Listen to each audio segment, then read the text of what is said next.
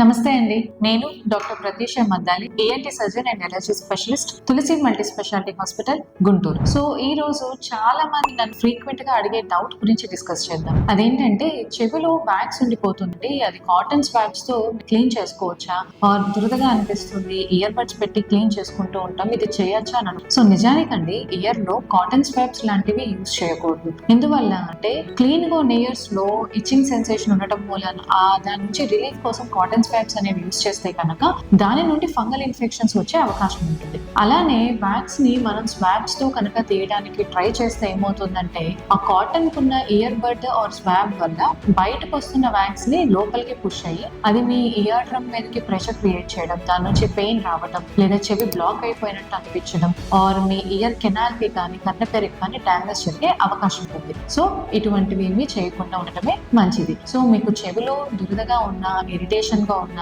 Are frequent గా wax పేరుకుపోతుంది అన్న మీ దగ్గరలో ఉన్న ఏటీ స్పెషలిస్ట్ ని కలవటం మంచిది. Thank you.